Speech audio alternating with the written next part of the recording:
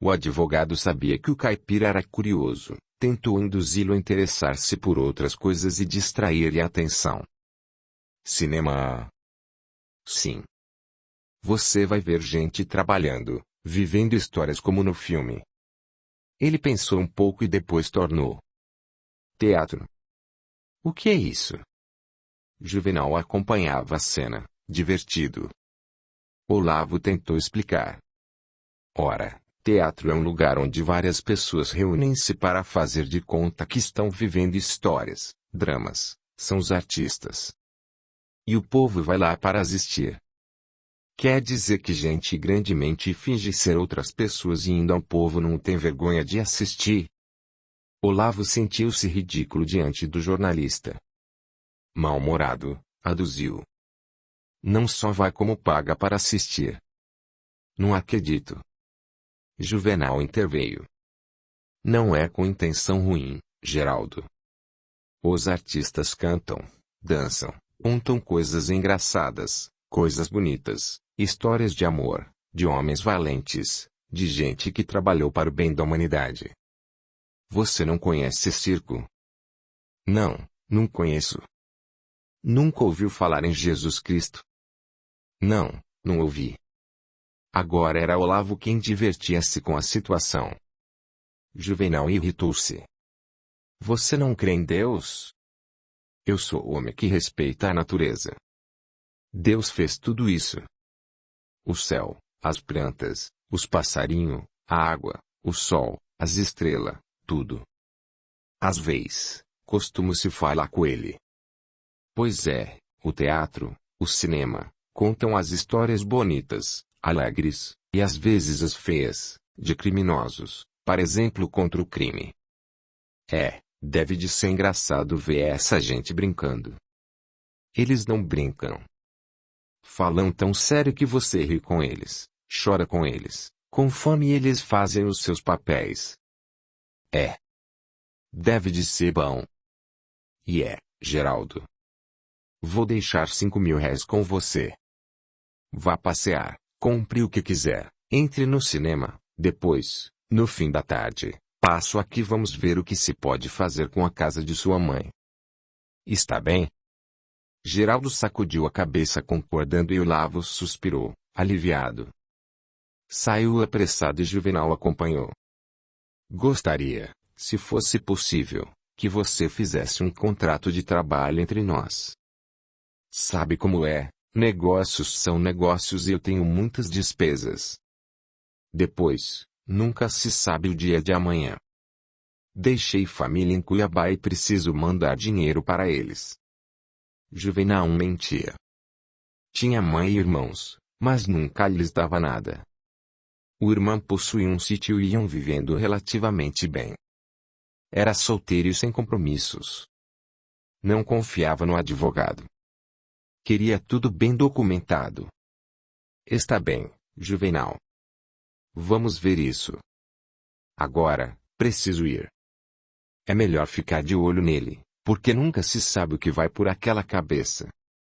Vou ver se converso com o juiz meu amigo e consigo permissão para Geraldo visitar a casa da mãe. Vai ser uma bomba. O Dr. Marcondes julga-se dono de tudo, vai ver todo o dinheiro escorregar-se-lhe por entre os dedos. Havia um brilho de satisfação nos olhos astutos do advogado. Juvenal começou a desconfiar que além do interesse financeiro havia algum motivo para que Olavo se sentisse feliz em arrasar com os parentes de Geraldo. Arriscou.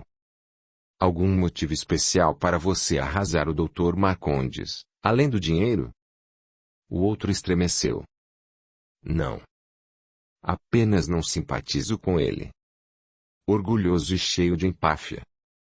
Quero ver aonde vai seu orgulho quando tiver que trabalhar duro para comer. Ele não é um homem rico? Foi, meu caro, foi. O filho botou tudo fora.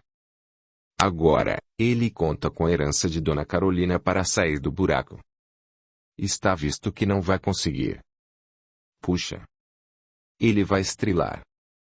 Ora, se vai. Mas, por outro lado, conhece bem a lei, é advogado. Bacharelou-se só para ter nome. Você vai ver. Terá, como eu, prazer em derrubá-los. Gente intolerante, paulista de 400 anos, descendente dos barões do café, etc., etc. Juvenal perguntou. Você vai mesmo levar Geraldo lá hoje? Claro que não. Primeiro falo com o juiz, depois Geraldo assina um contrato comigo, procuração com plenos poderes sobre seus bens, depois o lavamos lá. Ele não sabe assinar. Não faz mal. Bota o polegar embaixo. Depois que eu tiver essa procuração, ele pode voltar para seu dente de onça e sumir. Espero que tudo dê certo. Dará. Você vai ver. A documentação está em ordem. Agora vou indo. Qualquer novidade, tem meu telefone. Se eu não estiver, deixe o recado com a secretária. Está bem. Olavo afastou-se, apressado. Juvenal entrou no quarto de Geraldo, que calmamente folheava a revista. Foi para seu quarto. Estava cansado da véspera. Iria descansar um pouco. Depois convidaria Geraldo para sair. Iria divertir-se levando-o ao cinema. Ia ser engraçado. Geraldo continuou olhando a revista. 10 minutos depois, largou-a. Foi até o guarda-roupa e apanhou a mala onde suas poucas peças de roupas já estavam guardadas. Depois, decidido, colocou o dinheiro no bolso e saiu. Eram 11 horas e a cidade estava bastante movimentada. Bondes, buzinas, gente, bares, lojas. Geraldo entrou na Avenida São João e foi caminhando. Andou. Quando chegou na Praça Marechal Deodoro, parou. Entrou num café, sentou-se em uma mesa e pediu um pão com café. Enquanto comia, começou a conversar com o empregado. Moço, você sabe onde fica a Avenida Paulista? Sei, sim. Você está muito longe. Eu careço de ir lá. Como eu posso ir? O rapaz coçou a cabeça, pensativo. Não é difícil. Aqui passa o bonde que vai até lá. Bonde. Não dá pra ir de a pé? É muito longe. Você vai demorar muitas horas. De bonde, vai em menos de meia hora. Geraldo pensou, depois tornou a perguntar. Onde é que se amonta nesse bonde? O empregado, que era do interior, foi prestativo. Olha, você vai ali, naquele lado da praça, e tem aquele poste pintado de branco no meio. Ali é o ponto onde ela para. Sabe ler? Não sei. Então, pergunte para alguém lá no ponto, que quando vier à avenida eles ensinam. Só mais uma coisa. O que é? O que é poste? O rapaz olhou admirado. De que mundo sairá aquele caipira? É aquele cano de ferro como tronco de árvore que tem os fios da luz. Nunca vi um poste. Não. É a primeira vez. Enquanto o garçom olhava assustado, Geraldo calmamente terminou seu lanche. Depois de pagar a conta, ficou admirado olhando o maço de notas que recebeu de troco. Que foi? Perguntou o dono do bar que estava no caixa. Não está certo. Acho engraçado. Eu dei uma só, bebi seu café, comi seu pão e ainda recebo todas essas notas. Ora essa, fez o português, bem-humorado. A piada até que é boa. E começou a rir, bem disposto. Geraldo apanhou dinheiro, a mala, e foi calmamente para o ponto do bonde. Perguntou ao soldado, que não só avisou da chegada do bonde como também subiu junto. Sentaram-se lado a lado. Era um bonde fechado. Ficaram na parte dos fundos. O soldado perguntou, curioso. A que altura da Paulista você vai? A que altura? Em que número? Número. O soldado começou a pensar que o caipira não era normal. Não sei não. A avenida é muito comprida. Se você não sabe o número da casa, não vai achar. Vai trabalhar por lá? Não. Vou ver a casa de minha mãe. Ela morreu e eu careço de ir lá pra ver se tá tudo em ordem. O soldado assustou-se. Tem certeza de que é na Avenida Paulista? Tenho. É uma casa grande. Só quero que quando chegar lá você me avise. Está bem. Vamos passar por lá. Mas como você vai achar? Eu acho. Nunca se preocupa. O soldado calou-se. De onde teria saído aquela figura diferente? Veio de longe? Vim. Mas logo quero voltar. Não gosta da cidade? Não é pra mim. Tenho uma vida muito boa lá em Dente de Onça. Não careço de nada. Só quero resolver uns negócios por aqui e voltar. Mas é a primeira vez que ando de bonde. Você pode me dizer como é que ele anda sem cavalo? Como automóvel. O soldado olhou desconfiado. Estaria divertindo-se à sua custa. Mas o olhar franco e respeitoso de Geraldo fez responder. É diferente. O que faz o bonde andar é a mesma força que acende as luzes. É a eletricidade. Eletricidade? E o que é isso? Não sei. Acho que ninguém sabe. Todo mundo usa, mas ninguém sabe. Ah. Sei.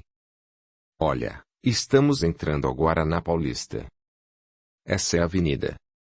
Então vou desce. Moço, para o bonde que eu vou desce. Calma. Precisa passar na borboleta, pagar a passagem ao cobrador e puxar aquele cordão. Aí, quando ele parar, abrir a porta, você desce. Geraldo apanhou a mala e foi tentar passar na borboleta. O senhor não pode passar com a mala. Pode descer que eu a entrego pelos fundos. Por que não? Vou descer com a minha mala, sim, senhor. O cobrador retrucou, mal criado. Não vai, não. É contra o regulamento. Desce logo que lhe dou a mala. Não desço. Sem mala, não desço. Geraldo agarrou a mala e tentou passar com ela. O cobrador enfureceu-se. Já disse que não passa, não passa, travou a borboleta, e por mais força que Geraldo fizesse, não conseguia passar. Audiolivro realizado pelo canal Surya Chand Audiobook. Irritado, pendurou-se no cordão do sinal, acionando-o sem parar. O motorneiro parou o bonde, abriu a porta e resmungou irritado. Que barulho é esse aí? Esse passageiro quer passar com a mala. O soldado levantou-se. Deixe ele sair pelos fundos mesmo. Abra a porta.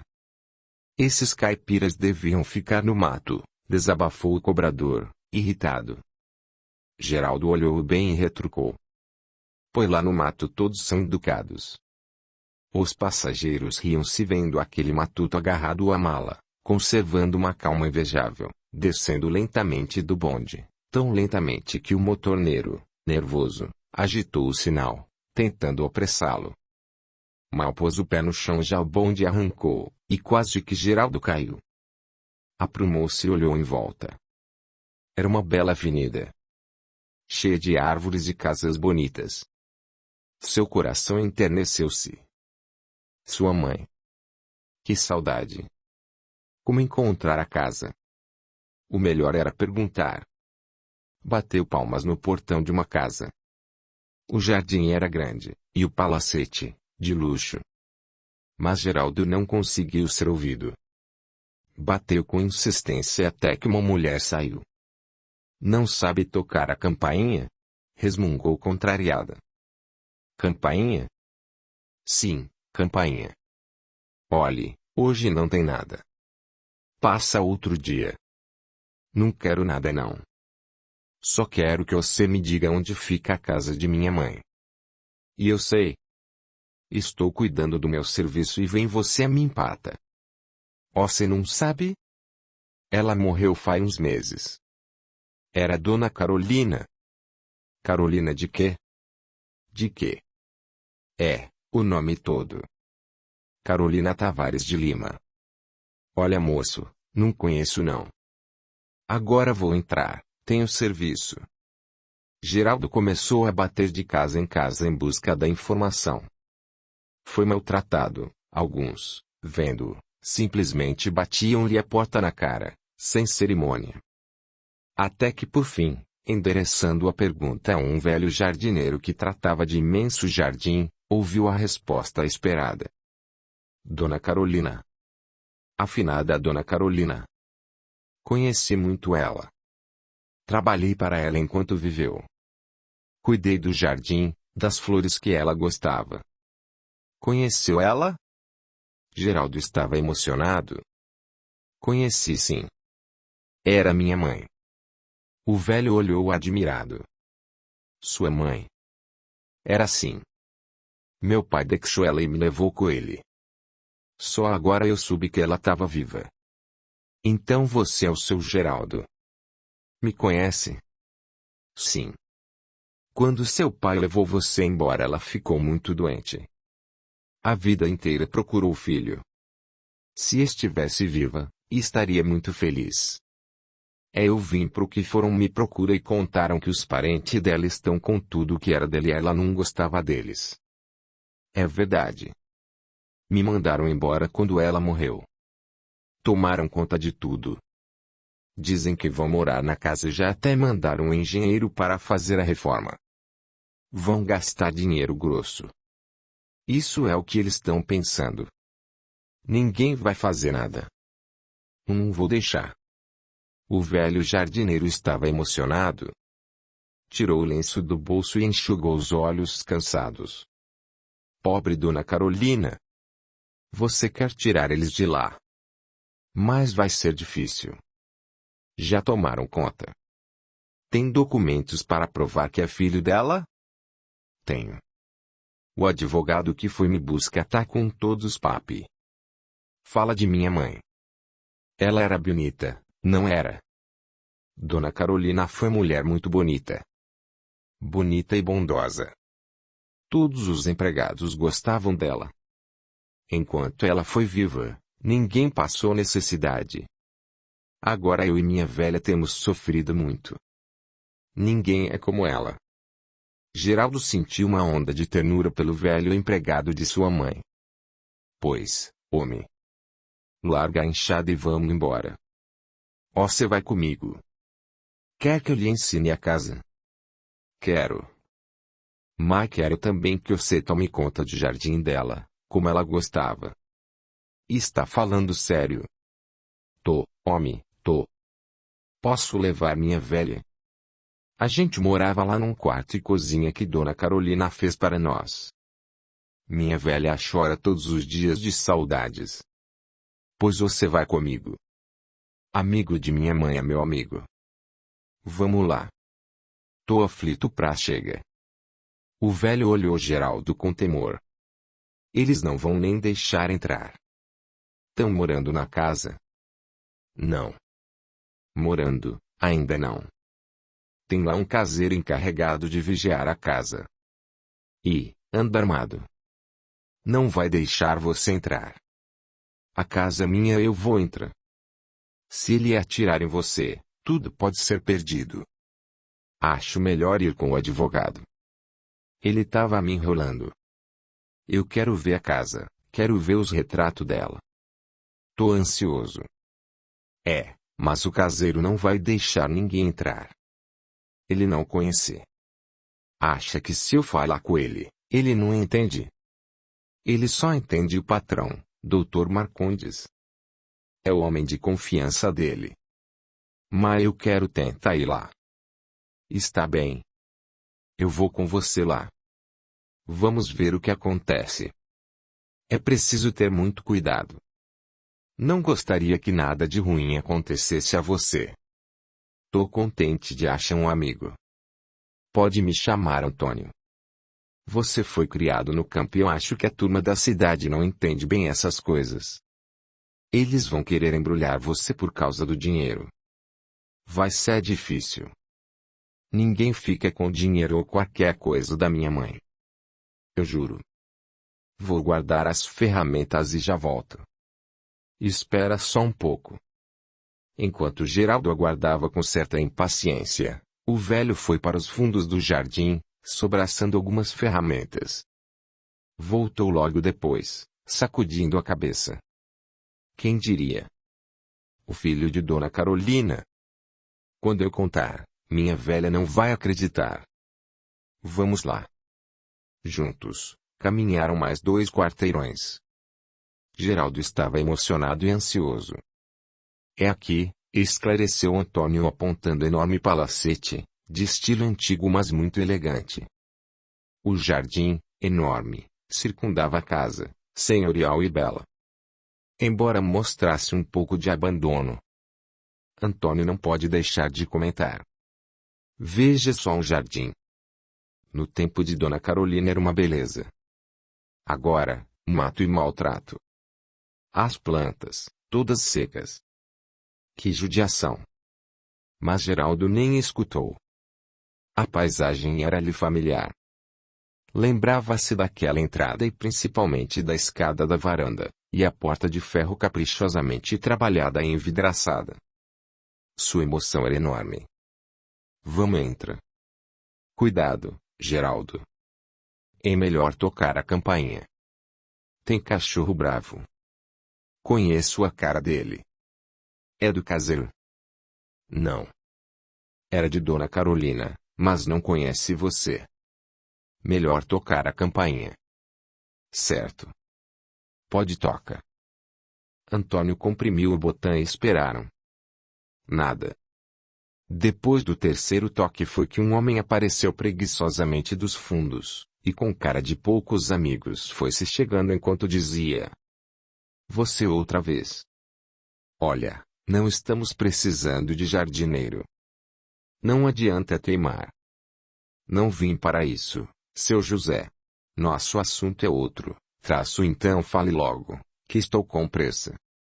Pode deixar comigo. Eu falo. Sou filho de Dona Carolina e vim para viver em minha casa. Pode abrir as portas. O outro olhou assustado. O quê? Filho de quem? De Dona Carolina. Soube que ela morreu e vim tomar conta das coisas dela. Pode abrir a porta. Esse homem é louco? Perguntou José ao jardineiro. Dona Carolina não tinha filho. Tinha sim, seu José. É que o doutor Euclides, marido dela, saiu de casa levando o menino, único filho dos dois, e disse-lhe que a mãe tinha morrido. Só agora foi que ele descobriu tudo. Ele é mesmo o filho único de Dona Carolina. Ela sempre chorou muito por causa disso. Eu sei de tudo. Resmungou ele, pode ser. Mas eu não creio. Você não tem cara de filho dela, que era muito fina, mas parece um mendigo. Mesmo que ela tivesse um filho, certamente não seria esse bicho do mato. Sabe o que eu acho? Que querem me tapear e até assaltar a casa. É melhor ir andando, senão eu chamo a polícia. Por entre as grades do portão, Geraldo enfiou a mão e segurou o caseiro pelo gasnete. Olha aqui. Não tô brincando não. Você quer chamar a polícia? Melhor. Fui criado no mato mas tenho vergonha na cara. Você vai se dar mal de ficar contra mim. Sou dono de tudo. Tá tudo nas mãos do advogado. Tenho todos os papos direitinho. Você abre já o é que lhe mando prende por entra na minha casa sem ordem e querer roubar o que é meu. José empalideceu. Seria um louco? O olhar de Geraldo era firme e decidido. Parecia seguro do que dizia. E se fosse verdade? E se ele fosse o dono mesmo? Chamar a polícia não lhe convinha. Há alguns anos tivera problemas com a lei. Melhor não mexer com polícia. Mas, por outro lado, conhecia o jardineiro como homem honesto e equilibrado. Não se metera naquela de gaiato. O que fazer? Um momento. Não precisa brigar. Sou só um empregado. Estou zelando pela casa por causa dos ladrões. Sou responsável por tudo. Não posso deixar ninguém entrar sem ordem do meu patrão. Abre o portão. Eu tô na minha casa, e se você não deixa eu entrar, volto aqui com a polícia. Vocês vão tudo preso. José começou a tremer. Arrependeu-se de não trazer a arma no bolso. Com um rápido olhar percebeu que eles não tinham arma. Certamente, se tivessem já teriam empunhado para entrar. Olha. O que eu posso fazer é telefonar para o Dr. Marcondes. Ele resolve. Eu sou só empregado. Não sei nada disso. Por mais que José forçasse para escapar da mão de Geraldo, não conseguia. Parecia de ferro. Antônio, tira a chave do bolso dele. Geraldo, melhor voltar depois com o advogado. Nunca esse. Faz o que tô mandando. Tira a chave dele. Com as mãos trêmulas, o velho apalpou os bolsos do caseiro e apanhou o molho das chaves. Vocês não podem fazer isso. É um assalto. Não é assalto coisa nenhuma. Tô na minha casa e ninguém vai impedir onde entra. Abre o portão, Antônio. O velho obedeceu. Agora, entre e segura ele do outro lado. Antônio obedeceu. Geraldo calmamente pegou a mala e entrou, mas José deu um forte empurrão no velho jardineiro e correu a todo vapor para os fundos do jardim. Geraldo não se incomodou. Deixa ele. Tamo com a chave. Vamos, entra. Começaram a caminhar pelo passeio principal quando o latido forte de um cão os interrompeu. O danado soltou o cachorro, Geraldo. Cuidado. O velho jardineiro adiantou-se, chamando o animal pelo nome. Sultão, vem, sou eu. O animal enorme que vinha em desabalada carreira parou alguns instantes. Vem, Sultão. Sou eu, meu amigo. Antônio caminhou para ele fixando-o nos olhos, enquanto dizia a Geraldo. Deixa comigo e vai para dentro da casa. O animal começou a balançar a cauda com alegria, embora rosnasse para Geraldo. Foi com facilidade que Antônio segurou-o pela coleira, acariciando-o. Durante muitos anos trataram com desvelo e carinho. Fora seu companheiro naqueles jardins caprichosamente cuidados. Vendo Geraldo na varanda, esperou que ele entrasse e por sua vez foi para lá. A emoção de Geraldo era imensa. Aquela casa falava-lhe ao coração. O hall de mármore com a escadaria imponente.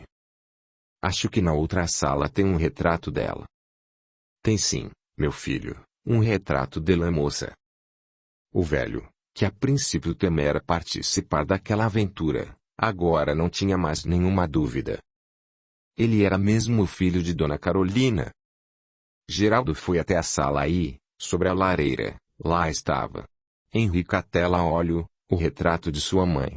Cabelos castanho claros ligeiramente ondulados, que, apesar do coque opulento a cobrir-lhe a nuca, deixavam transparecer sua maciez. Olhos grandes e castanhos, belos e luminosos, colo moreno pálido, tez delicada e perfeita. Como era bonita, declarou ele, extasiado. Emocionado, ajoelhou-se diante do retrato. Em seus olhos havia o brilho de algumas lágrimas. Comovido, Antônio começou a rezar. Era homem simples e de fé. Sabia o quanto aquela bondosa mulher, a quem sempre respeitara e a quem tanto devia, tinha sofrido por causa do abandono do marido e do filho. Ele nunca soube o porquê. Fazer o que o doutor Euclides tinha feito, só podia ser por dois motivos. Outra mulher o miolo mole, loucura. Geraldo permaneceu assim durante muito tempo, enquanto que, em respeitoso silêncio, Antônio aguardava. Até que ele levantou-se. Vou até meu quarto deixar a mala. Tenho vaga lembrança do quarto. Era lá em cima. Parece que quando cheguei aqui, conheço tudo. Quando estava no mato, não lembrava de nada. É assim mesmo, seu Geraldo. Foi só chegar para recordar tudo. Pro que me chama de seu? E que o senhor é mesmo meu patrão e eu não posso chamá-lo mais de você. Não fica bem. Você é meu amigo e os amigos se chama de você ou de tu. Não quero mais ouvir isso. Você precisa sabe que sou homem de palavra. Você vai morar aqui e toma conta de tudo. É meu único amigo e eu lhe devo muita obrigação. Antônio estava comovido. Está certo. Pode contar comigo. Isso eu garanto. Conheço o Dr. Marcondes. Ele não vai conformar-se. Ouvi dizer que ele anda arruinado. O filho perdeu muito dinheiro nas corridas de cavalo e ele está endividado. Conta com o seu dinheiro para sair do buraco. Se conta, tá muito errado. Que se arranje. Minha mãe não gostava dele, não deve de ser boa pessoa. Se fosse, não queria ficar com tudo. Dona Carolina nunca convidava eles para virem aqui. Não gostavam dela. Dizia mal dela. O quê? Falavam de minha mãe. É calúnias, despeito. O que podiam falar? Antônio estava embaraçado. Bobagem. Besteira. Quero sabe tudo. O que falavam dela? Falavam que seu pai foi embora e que ela era culpada. Chegaram a falar da honra dela. Geraldo ficou rubro. Tiveram coragem. Essa cachorrada vai se ver comigo. Agora não adianta. A vingança só envenena a nossa vida. Dona Carolina sabia de tudo, não gostava deles, não os recebia, mas nunca os prejudicou nem falou nada deles. Era uma senhora, muito boa, uma santa. Sofreu sempre calada. Não quero fazer nada que ela não gostasse. Mas eu não vou deixar eles mexer em nada que era dela. Vamos até o quarto, quero ver tudo. Enquanto eles se entretinham na casa, José, assustado, trancara-se em sua casa nos fundos, a mesma que tinha pertencido ao jardineiro, e telefonava ao seu patrão. Não queria nada com a polícia. Depois, aquele maluco podia estar dizendo a verdade. Sua voz tremia. Dr. Marcondes. Sim, José. O que há? Doutor, estou desolado. Aconteceu uma coisa não terrível. Fala, homem. O que foi? Tem um homem aqui, que veio junto com o Antônio, o jardineiro, e disse que é filho de Dona Carolina. Não pode ser, José. Vai ver que impostor. O filho dela sumiu há muitos anos e deve ter morrido. Deve ser algum aventureiro. Mande-o embora. Foi o que eu fiz, doutor, mas ele, sem esperar, agrediu-me e entrou na casa. Consegui escapar-me e soltei o sultão. Não adiantou nada. Aí, me fechei em casa e estou aqui com muito medo. Você é mesmo um banana. Como deixou esse homem entrar na casa? Devia chamar a polícia. É, senhor doutor. Eu não gosto de polícia, o senhor sabe.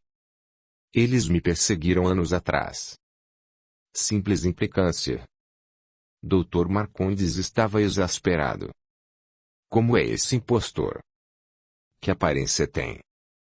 Parece um mendigo. É um verdadeiro caipira. É alto, forte como um leão. Eles estão ainda na casa? Estão. Ele veio com mala e disse que vai ficar e tomar conta de tudo que é dele. Parecia decidido. Disse que tem os papéis com o advogado. Marcondes sentiu um frio na barriga. Está bem, José. Vou até aí imediatamente. Vamos pôr esse impostor para fora. Capítulo 4. Dr. Olavo estava tranquilo em seu escritório. Redigir a petição a juiz, juntando os documentos necessários e pedindo que fossem os mesmos anexados ao processo de inventário de Dona Carolina. Não queria ir ao hotel porque pretendia evitar que o caipira teimoso invadisse a casa de Dona Carolina, causando-lhe aborrecimentos. Eram 2 horas da tarde quando Juvenal apareceu esbaforido. Doutor Olavo, nosso homem sumiu. Sumiu? Sumiu. Levou a mala e tudo. Deixou o hotel. E essa agora? Não deixei vigiando aquele maluco. Deixou. Ele estava tranquilo, vendo revista no quarto. Peguei no sono. Ontem caminhei feito camelo, nosso homem não se cansava de ver as luzes da cidade. Não sou de ferro. Ele vai perder-se. Não conhece nada nem ninguém. Não sabe ler. E agora? Acho que ele deve ter saído para tentar achar a casa da mãe. É teimoso como só ele. É, pode ser. Mas deve estar perdido por aí. Olavo passou a mão nervosa pelos cabelos. Olha, vamos sair. Passamos no fórum, entrego a petição na audiência que o juiz marcou e depois vamos até a casa de Dona Carolina. O maluco pode aparecer por lá. Você podia ir até lá. Não conheço ainda aqueles lados. Poderia perder-me. Está bem.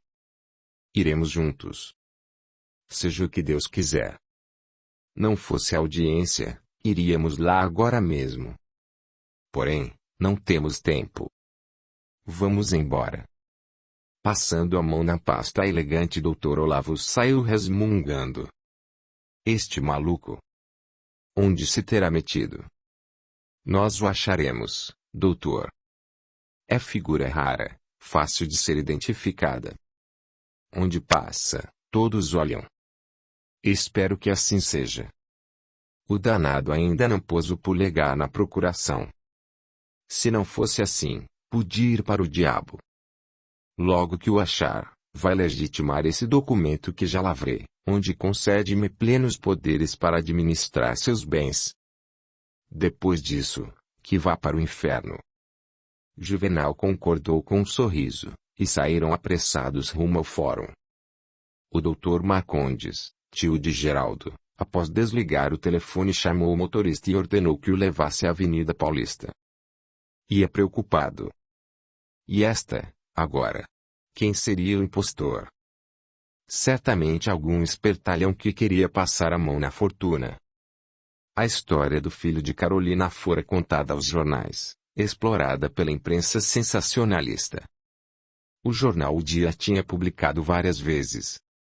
Bem que ele queria ter evitado isso. Com o inventário aberto, o prazo de ano concedido para a presença do filho de Carolina reclamar a herança, o anúncio no Diário Oficial era obrigatório, mas esse jornal ninguém lê, pensava, e por isso não o preocupava. Entretanto, repórteres abelhudos tinham descoberto o segredo e feito disso celeuma. Era provável que algum falsário tivesse tido a ideia de aproveitar-se da situação. Não acreditava que Geraldo pudesse estar vivo. Desde que o irmão sumira, nunca mais tinham tido nenhuma pista. Carolina gastara muito dinheiro sem jamais ter conseguido a menor notícia. Quanto a isso, podia estar sossegado. Fosse quem fosse o abelhudo, só podia ser um impostor. Já entrara com recurso, pretendendo que a morte de Geraldo fosse decretada e o óbito assinado, uma vez que havia mais de 20 anos desaparecera sem vestígios. Contava conseguir isso sem esperar o tempo prescrito pelo juiz em primeira instância e poder, assim, receber a herança em breve tempo. Sua situação era premente. Tinha muitas dívidas, e vultuosos empréstimos a juros extorsivos tinham sido efetuados sob a garantia da herança iminente. Suspirou fundo. Ia disposto a acabar com aquela farsa. Se fosse preciso, chamaria a polícia para prender o intruso. Impaciente, remexia-se no assento do carro, procurando dominar-se. Durante anos esperara que a cunhada morresse. A cada achaque de Carolina, comemorava já a herança cobiçada, antegozando o que fazer com o dinheiro. Odiava aquela mulher obstinada, que orgulhosamente os ignorava e nem sequer sabia usufruir da posição que ocupava, vivendo reclusa como uma freira. Finalmente, Carolina morrera. Finalmente, o sonho transformado em realidade. Principalmente, em muito boa hora, quando os recursos eram escassos devido ao montante de suas dívidas. Porém, quando tudo era uma questão de tempo, eis que aparece aquele impostor. Estava seguro de que não falava a verdade. Principalmente por estar em companhia do jardineiro. O Antônio, fora vassalo de Carolina, faria qualquer coisa por ela. Se conhecesse o paradeiro do seu filho, não iria calar-se.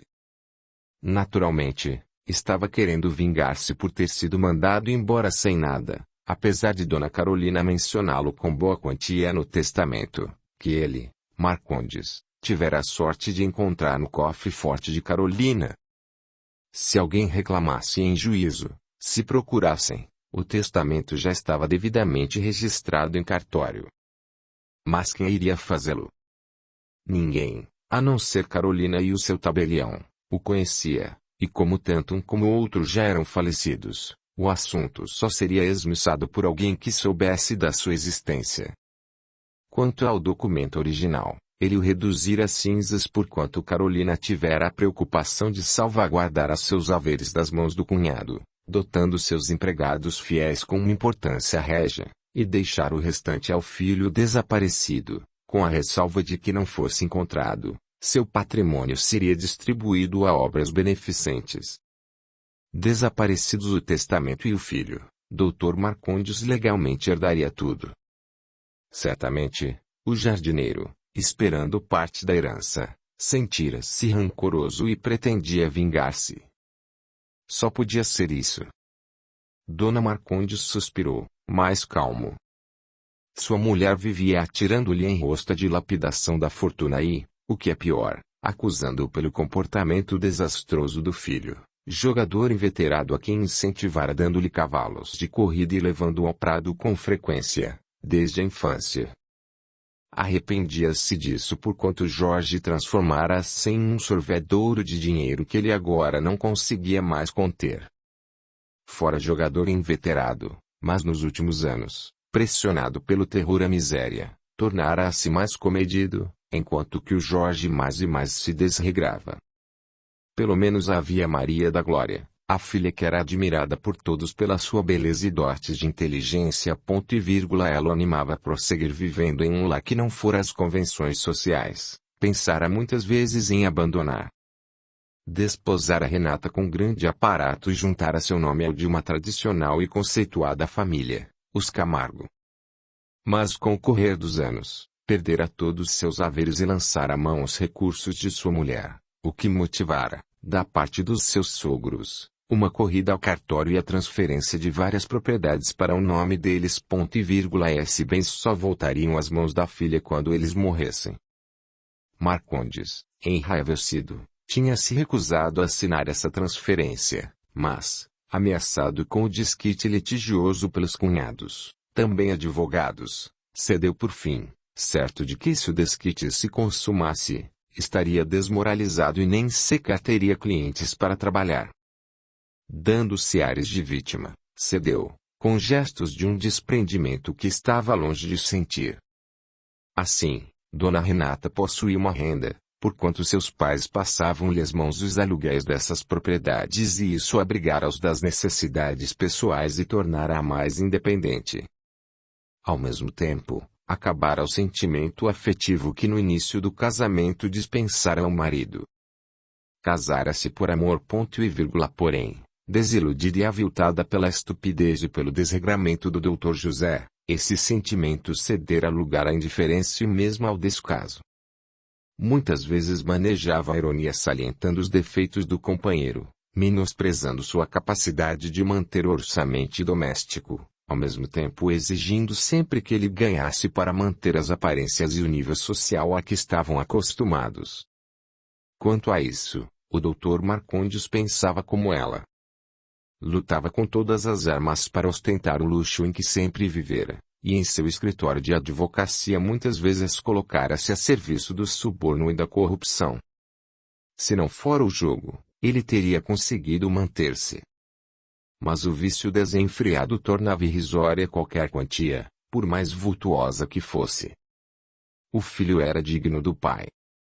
A princípio vira com orgulho o Jorge cercado de belas mulheres, adulado, ostentando luxo, disputado pelas amizades mais proeminentes da sociedade, e com prazer facilitava-lhe a exibição, não poupando recursos para que seus caprichos fossem satisfeitos. Cavalos puro sangue eram sua paixão, mas o barco, a casa de veraneiro na praia, o carro de luxo, tudo tornavam-o as mais comentando na sociedade. Porém, as coisas tinham tomado rumo inusitado. Ele exigia sempre mais. Quando ouviu a primeira negativa acanhada e triste do pai, rebelou-se chamando-o de sovino e velho decrépito. Assustado, o Dr. Marcondes viu pela primeira vez o brilho rancoroso dos olhos do seu ídolo, e a desilusão foi-lhe dura trava a penetrar-lhe o coração. Ele está nervoso, pensou. Vai passar. Porém, não passou. Vendo negadas suas pretensões, cada vez mais disparatadas por causa da situação difícil do pai, Jorge aliou-se à mãe e passou a tratá-lo com desprezo e falta de respeito. Ironizava quanto à sua capacidade intelectual e profissional, até diante dos seus amigos, que copiavam-lhe como sempre os gestos e as atitudes. A posse da fortuna de Carolina era para o Dr. Marcondes um meio de ser gente frente à família. Sabia a força do dinheiro. Se o possuísse, eles o tratariam com reverência e respeito. O carro parou em frente ao palacete. Aflito, abriu o portão e entrou. Foi direto à casa dos fundos procurar o empregado. A cara assustada do caseiro assomou a porta entreaberta. Dr. Marcondes. Ainda bem que chegou. Eles estão na casa. Muito bem. Conte tudo. Como foi? O Zé relatou o ocorrido exagerando um pouco nos detalhes, dando uma versão própria. Marcondes tremia de revolta. Vão se ver comigo. Não podem invadir propriedade alheia. Vão todos para a cadeia. Espere lá, seu doutor. Se for chamar a polícia, eu vou-me embora. Não quero encrenca. Dr. Marcondes segurou-o com força pelo colarinho. Faça isso e nunca mais sairá da cadeia. Sei muito bem o seu passado. Não se esqueça de que fui eu quem o tirou de lá. Se me irritar, volta na mesma hora. O outro começou a tremer. Mas doutor, tem pena de mim. Se me encontram vão investigar tudo de novo. Cala essa boca. Ninguém sabe de nada. Eu garanto tudo. Lembre-se de uma coisa. Enquanto for-me fiel, será um homem livre. Se me trair, vai apodrecer na cadeia. Agora, vamos. Se eu precisar da polícia, vai testemunhar a invasão de domicílio. Não tem nada a temer, com os documentos que possui. Não se preocupe. O outro tentou acalmar-se. Sabia que o patrão ia defendê-lo. Também possuía suas armas, que, se fosse preciso, usaria. Conhecia muito sobre o Dr. Marcondes, a ponto de torná-lo seu defensor constante. Se abrisse a boca, não iria sozinho para o xadrez. Resolutos, dirigiram-se para dentro da casa. No pavimento térreo não havia ninguém. Geraldo, no quarto, onde sentira aclarar-se algumas imagens de sua infância, permanecia silencioso, meditando, olhando para aquelas paredes pintadas de dourado, com desenhos delicados sob fundo azul suave. Os retratos, a cômoda lavrada, onde num velho porta-retrato havia a fotografia de um belo menino de suaves e veludosos olhos castanhos, iguais aos da mãe, despertaram em Geraldo um soluço de emoção. No canto, em bela letra caprichosamente desenhada, algumas palavras que ele não pôde entender. Vendo, olhos marejados, segurando com as duas mãos o porta-retrato em funda emoção, Antônio aproximou-se, respeitoso. Dona Carolina vivia olhando esse retrato. Muitas vezes chorou de saudade. Minha mulher viu quando ela escreveu essas palavras aí. Geraldo passou o dedo caloso sobre as letras delicadas. O que tá escrito aqui? Meu tesouro tem 2 anos, eu também. São Paulo, 18 de junho de 1910. Era o dia de seu aniversário. Fizeram uma bela festa, com bolo, tudo. Dona Carolina estava muito feliz. Doutor Euclides também. Só andavam abraçados. Geraldo sentiu o nó de sua garganta aumentar. Compreendeu. Sua mãe dissera que ele era seu tesouro.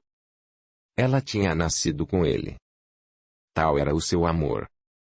Ele não sabia explicar em palavras, mas as palavras singelas e apaixonadas de Carolina calaram fundo dentro do seu peito.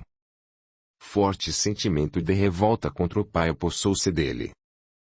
Não se importava com o dinheiro. Gostava da vida dura e simples da roça, mas roubar-lhe o carinho da mãe adorada fora crueldade que não conseguia entender. Respeitava o pai, em quem reconhecia honestidade e força moral. Fora-lhe dedicado e amigo, companheiro e mestre, mas não podia perdoar-lhe o afastamento do calor materno. Antônio, o que aconteceu? Por que ele foi embora? Se eles viviam bem, se gostavam, por que ele fez isso? O velho sacudiu os ombros, desalentado. Não sei, Geraldo. Até hoje é mistério. O que posso contar é muito pouco. Tudo ia muito bem até o dia em que um amigo do Dr. Euclides ficou muito doente. A mulher dele arranjou outro homem e ele procurou os dois para matar. Tanto fez que achou e deu 2 tiros no amante e 3 na Dona Aurora, sua mulher. Ele morreu logo e ela ficou muito ferida, mas escapou. Foi levada para longe pela família, acho que para a Europa. Mas o Dr. Álvaro, desesperado, tentou suicídio. Felizmente, tinha só uma bala e errou o alvo, estava nervoso e desatinado. Deu um tiro no peito, mas a bala passou entre as costelas e não atingiu nem o pulmão nem o coração, senão ele morria. O Dr. Euclides e Dona Carolina eram amigos do casal, e condoídos, tentaram ajudar.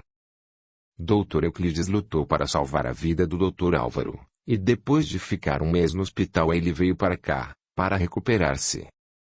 Dava dó. Tinha uma filha de 1 ano que a família de Dona Aurora mandara com a mãe para a Europa, ele sofria muito as saudades dela. Dona Carolina tratou dele com muito cuidado e tentava dar ânimo. Tanto ela como o Dr. Euclides tinham medo de que ele se matasse. Ele não tinha vontade de viver. Com o tempo, ele parecia melhor e recuperado. Já andava pelo jardim, perguntando das flores. Como era ele? Era moço. Uns 30 anos, mais ou menos. E muito fino. Minha mulher dizia que ele era muito bonito. Bonito e bom. Não entendia como Dona Aurora deixara um moço rico, formado, para se misturar com aquele malandro. Achava até que era feitiço. Você acha que foi? Não sei. Eu não acredito nisso. Carece acreditar. Nós do mato vimos muitas coisas. Os índios sabem esse segredo. O velho ajuntou com simplicidade. Minha mulher acredita. Eu não sei. Já vi de tudo, e não duvido de mais nada. E depois? Ele era um moço bom. Conversava comigo, às vezes ajudava no jardim, mas tinha dia em que ficava sentado horas, cismando. Ele mata um homem. Não foi preso. Não. Ele estava mal. Houve processo, mas ele saiu livre. Não foi considerado culpado. O escândalo foi grande. Dona Aurora tinha outro. Ele, nem preso foi. Geraldo suspirou. Pobre homem. Por isso eu nunca vou me casar. Nem todas as mulheres são assim, Geraldo. Há mulheres que são verdadeiras santas. Dona Carolina e minha mulher, isso posso afirmar, traço é como agulha em paeiro. Difícil de achar. Mas conte, e depois? Eles ficaram ainda mais amigos. Doutor Euclides e Doutor Álvaro, Dona Carolina, estavam sempre juntos. Até que um dia, quando ninguém esperava, o Doutor Álvaro apareceu morto no quarto. Tinha bebido veneno. Foi um choque muito grande para todos nós. O moço era estimado e bom. De Carolina ficou até doente, e o Doutor Euclides ficou desesperado. A polícia veio investigar, confirmou o suicídio. Desde esse dia, tudo mudou nesta casa. Dona Carolina vivia triste e abatida. Doutor Euclides parecia um morto-vivo. 2 semanas depois da morte do Doutor Álvaro, o Doutor Euclides desapareceu durante a noite, levando o filho, e nunca mais ninguém soube de vocês dois. Não deixou carta nem nada. Sumiu. Dona Carolina quase morreu. Esteve muito doente, mas com a ajuda de Deus recuperou-se. Nunca deixou de procurar. Gastou muito dinheiro com detetive e tudo. Mas nada. Nunca se conformou. Viveu toda a vida triste e sem coragem. Só tinha uma esperança. Encontrar você. Geraldo coçou a cabeça, cismando. E nunca souberam por quê? Não. Nós pensamos que ele tinha outra mulher, mas o Doutor Euclides sempre foi homem fiel e amante da família. Além disso, adorava Dona Carolina. Ele nunca teve outra mulher. Sempre viveu só. Eu e ele. Nunca procurou mulher nenhuma. Fugia delas como o diabo da cruz. Eu acredito. Então só pode ter sido uma coisa. Loucura. Um excesso de loucura. Geraldo sacudiu a cabeça. Garanto que não. Ele não estava louco. Sempre foi calmo. Sabia fazer tudo, sem atrapalhar as ideias. Não, loucura não foi. Então, meu filho, eu não sei. Só se foi feitiço mesmo. Aí tem coisa, Antônio. Tô sentido com meu pai, mas ele era homem bom e de honestidade. Se deixou minha mãe, alguma coisa foi. Ela era uma santa, eu sei, mas alguém fez alguma maldade. Eu vou descobrir e vou tirar limpo. Agora não adianta, Geraldo. Você vai sofrer e eles já morreram mesmo. Eu vou descobrir.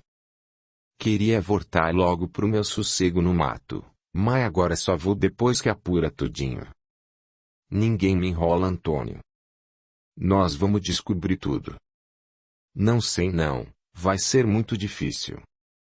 Ninguém sabe o que aconteceu. Os dois já morreram guardando o segredo. Como vamos saber? Não sei, mas garanto que descubro. Estou ouvindo barulho lá embaixo. Receio que seja seu tio. Deixa ele comigo. Não tenho medo. Eu vou ver.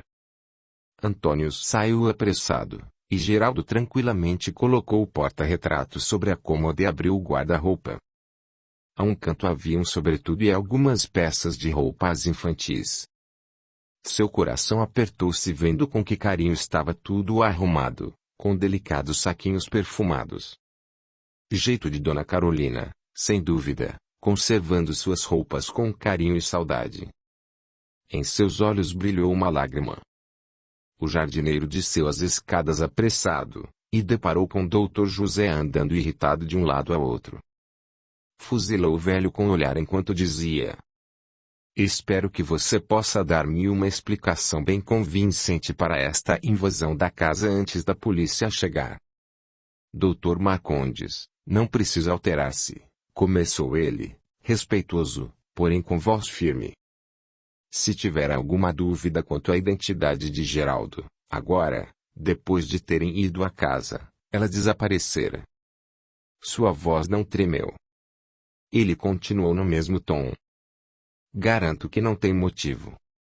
Finalmente o Sr. Geraldo voltou para casa. Que história é essa? Que besteira. Sabe que posso pô-los na cadeia por invasão de domicílio e roubo. O senhor engana-se. A casa é dele e não houve roubo. Como pode dizer isso? Sabemos que Geraldo sumiu há muitos anos. Carolina nunca conseguiu a menor pista.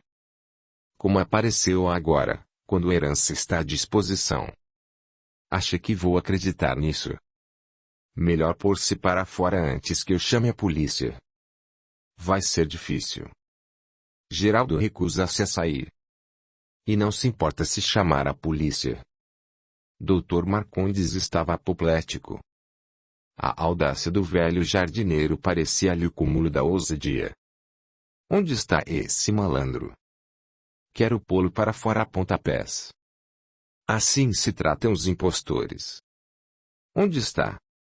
Seus olhos fixaram-se na figura alta de Geraldo, que calmamente descia as escadas, atraído pelos berros do tio. Dr. José ficou mudo. Aquele era o impostor. Nem ao menos tiveram o cuidado de arranjar um homem de classe, como deveria ser o filho de Carolina se estivesse vivo. Seu estupor foi tanto que parou, olhando-o perplexo. Geraldo, sem intimidar-se, dirigiu-se a ele. Quem é o senhor? Dr. José olhou de cima a baixo com desprezo. Não deveria dar-lhe satisfações, mas eu sou o dono da casa e faço-lhe a mesma pergunta. Geraldo sorriu ligeiramente. O único dono da casa de minha mãe sou eu. Por isso, acho que alguém está mentindo. Acho que é você. E quanto mais depressa sair daqui, melhor. Minha mãe não recebia você, eu também não vou receber. Acho melhor sair logo, porque não gosto de olhar sua cara. O rubor subiu e arroxeou a cara do Dr. Marcondes. Você não passa de um grosseiro impostor. Se queriam enganar, deviam ter arranjado algo melhor. Não esse espécime, esse caipira, esse selvagem. Dá-me até vontade de rir.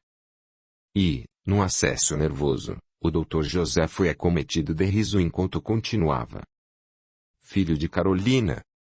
Você não tem espelho. Não vê que ela era uma mulher fina? Jamais poderia ser a mãe de um traste como você. Acho melhor acabar com isso. Pegue suas coisas e suma. Você deve ser louco. De que manicômio fugiu? Olhe, tô perdendo a paciência. Tô falando sério. Melhor sair daqui e não voltar mais. Com sua cara de raposa, quem não garante que é pronto alguma para meu pai ou para minha mãe?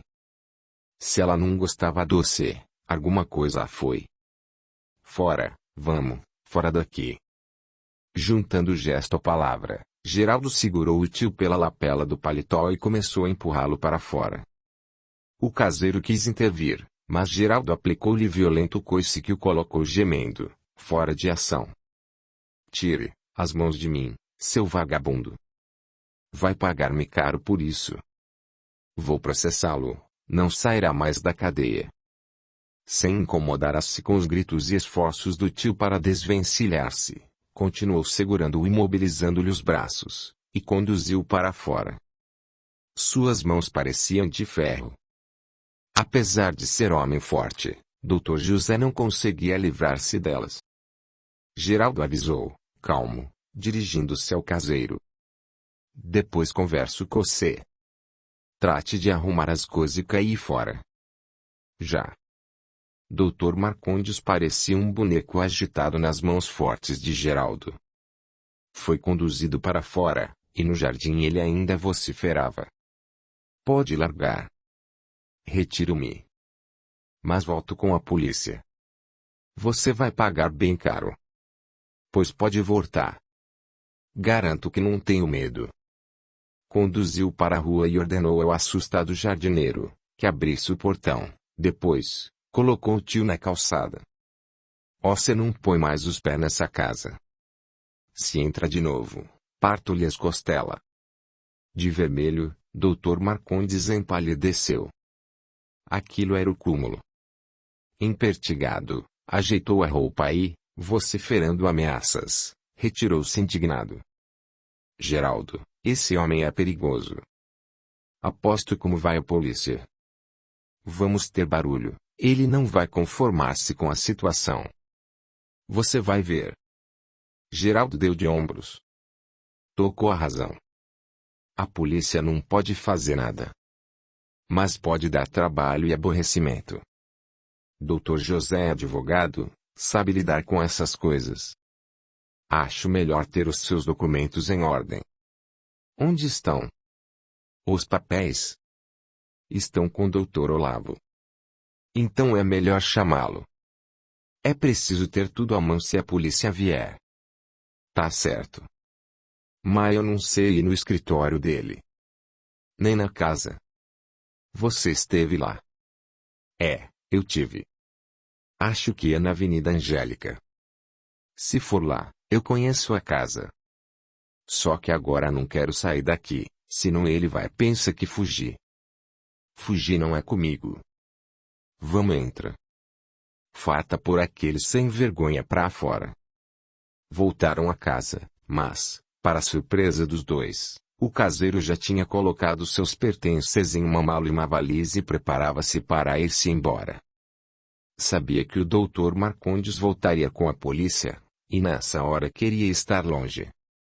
Se o patrão que se arranjasse, não ia voltar para a cadeia. Não precisam brigar comigo, foi dizendo, conciliador. Sabem que sou só um pobre empregado. Vou-me embora. Não me meto em brigas de família. Ainda bem.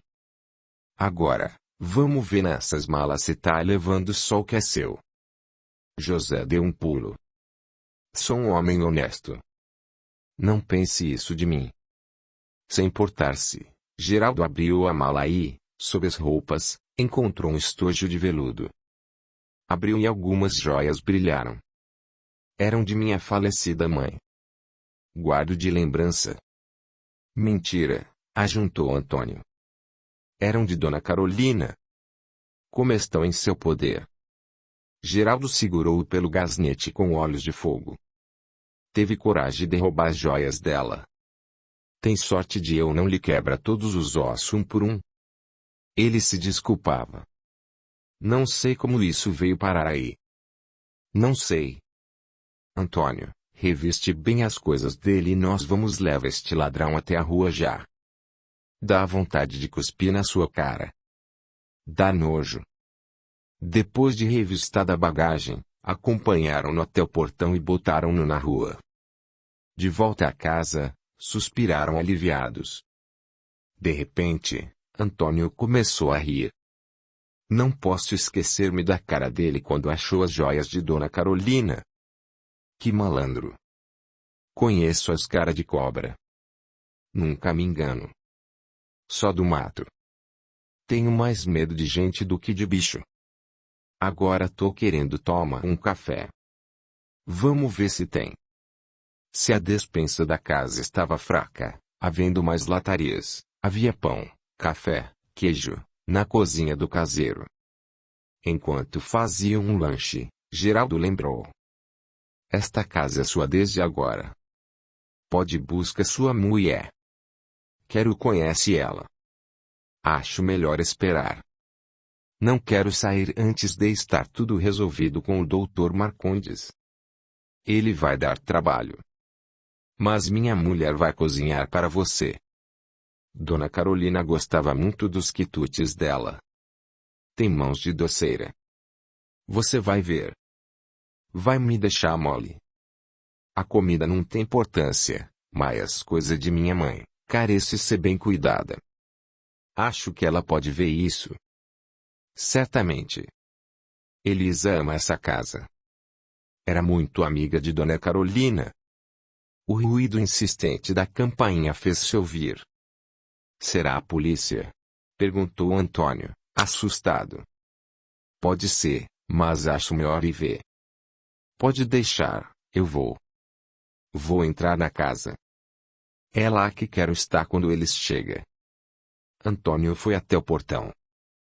O que desejam? Perguntou aos dois homens que estavam do lado de fora. Uma informação. Por acaso apareceu por aqui um moço do interior, com uma barba, magro e alto. Está referindo-se ao senhor Geraldo. Conhece-o? Certamente. Quero falar-lhe. Abra, faça o favor. Quem é o senhor? A quem devo anunciar? Dr. Olavo Rangel, sou o advogado dele. Este é o meu assistente. Pois não. Queiram ter a bondade de entrar. Chegaram em boa hora. O senhor Geraldo estava querendo localizá-los. Antônio abriu o portão, convidando-os a entrar. Olavo trocou um olhar pasmo com Juvenal. O matuto conseguira. Estava lá. Com porteiro e tudo. Custava acreditar. Foram encontrá-lo na sala principal. Geraldo. Não sabe o susto que nos deu saindo dessa maneira. Eu lhe disse que queria vir aqui o quanto antes. Devia ter esperado. Como o deixaram entrar aqui? Botei o caseiro pra fora. O malandro tava roubando as joias de minha mãe. Mas você invadiu este domicílio. A hora em que o Dr. Marcondes souber, vai ser uma tragédia. Já soube. Veio aqui. Soube? E como reagiu? Botei ele pra fora. Não gostei da cara dele. Minha mãe tinha razão. Você usou de violência, e agora? Ele vai voltar com a polícia. Melhor. Assim vai sabe que sou mesmo filho de Carolina e vai me deixar em paz. Dr. Olavo suspirou. Não é tão simples assim. A lei tem suas exigências.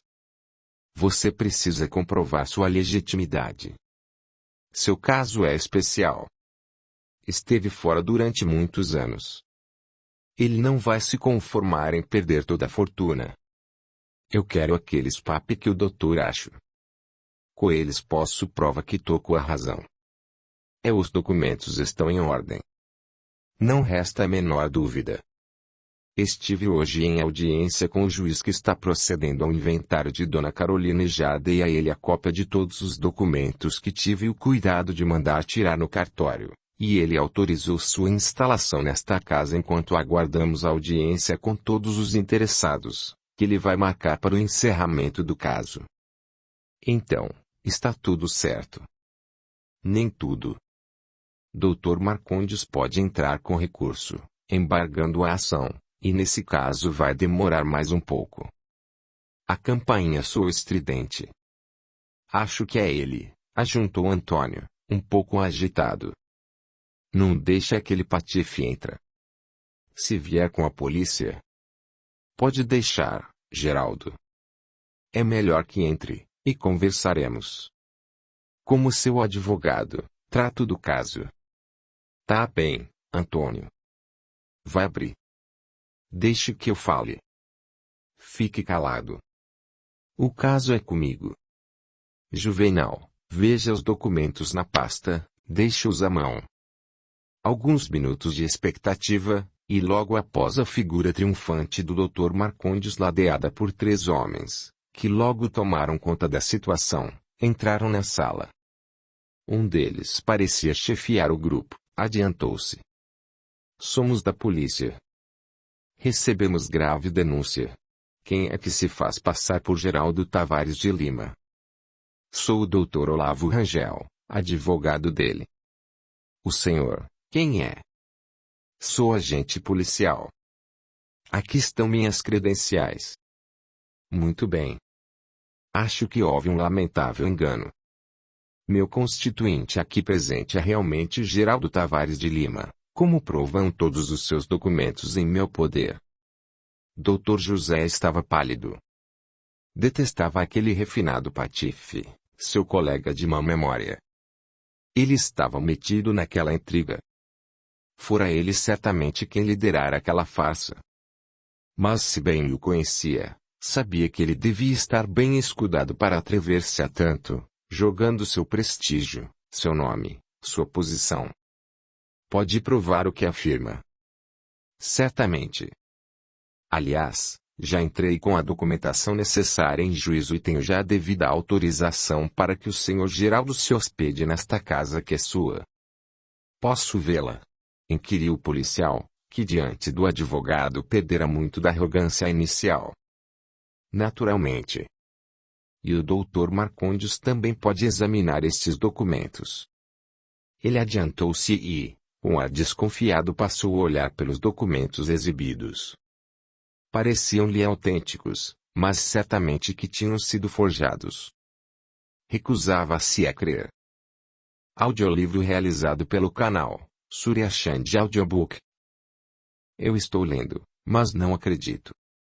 Como pode ser? Geraldo desapareceu há muitos anos e minha pobre cunhada procurou por ele toda a vida. Nunca soube de nada. Acreditava-o morto. Agora, por causa da herança, aparece este aqui. Como acreditar? Onde esteve durante tantos anos? Por que jamais procurou pela mãe? Posso explicar-lhe, doutor. O Dr. Euclides retirou-se com o filho para um local chamado Dente de Onça, nos confins de Mato Grosso, e disse ao filho que a mãe tinha morrido. Mas Dona Carolina não acreditava na morte do filho. Apesar da falta de notícias, encarregou-me de procurá-lo. Infelizmente, só o encontrei agora, depois que ela morreu.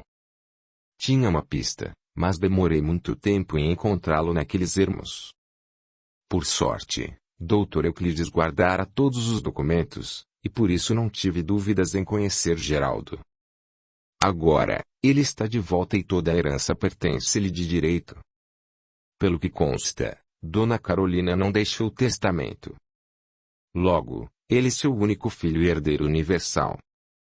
Dr. José irritou-se. Não aceito isso. E uma impostura. E uma história forjada para receber a herança. Ele é um impostor. Não o reconheço como meu sobrinho. Nem podia. Ele saiu daqui com 6 anos apenas, está agora com 28. Acho que bem diferente do que era. Não posso deixar de reconhecer os mesmos olhos de Dona Carolina, um pouco do seu sorriso, e se olhar bem, verá que tem as mãos longas e a forma física do seu irmão. O jardineiro de Dona Carolina, que o viu nascer, reconheceu muito bem. Não é, Antônio? Certamente. Ele é o seu Geraldo mesmo. Não tenho nenhuma dúvida. Sem ver os papéis eu o reconheci. É ele mesmo.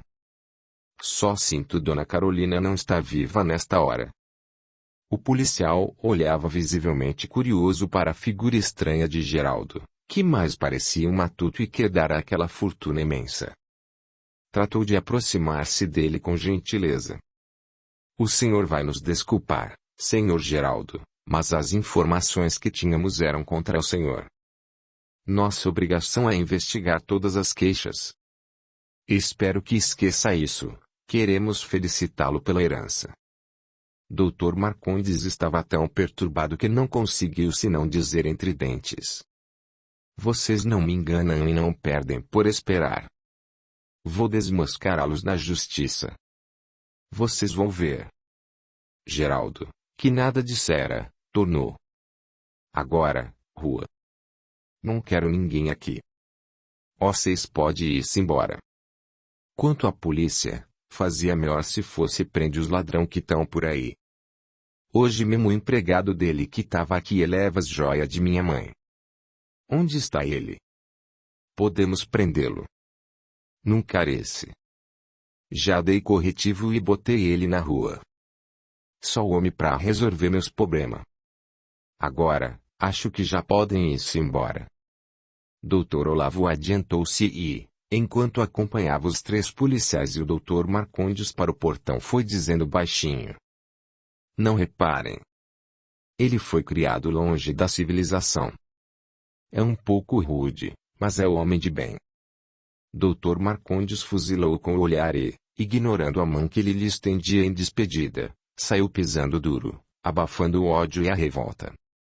Dr. Olavo distribuiu palmadinhas e piadas entre os policiais e escorregou algumas notas para que fossem tomar uma cervejinha. De volta à casa, Juvenal divertia-se ouvindo Antônio contar como conhecera Geraldo e tudo mais. Ria-se a valer. Afinal, o matuto tivera muita sorte. Era valente também. Doutor Olavo estava mais interessado em negócios. Geraldo, precisamos dar andamento nos papéis. O doutor Marcondes não vai conformar-se. Estava quase tendo um ataque. Vai tentar tudo e dificultar ao máximo a ação da justiça. Eu preciso de que você me assine, ou melhor, ponha seu dedo nos papéis, para que eu possa trabalhar. Está tudo aqui, e é só pôr o dedo nessa tinta e colocar aqui embaixo. O que tá aí nesse papel? É rotina. Coisas da lei, para que eu possa representá-lo como advogado. Que a representa? É agir em seu nome. Como se fosse eu. É, mais ou menos. Mas eu tô aqui. Não tô morto. Pra que precisa disso? Doutor Olavo impacientou-se. É da lei. Se não assinar não posso ser seu advogado. Ele olhou os papéis desconfiado. O que tá escrito aí? Antônio, você sabe ler? Vem aqui ler isso pra mim.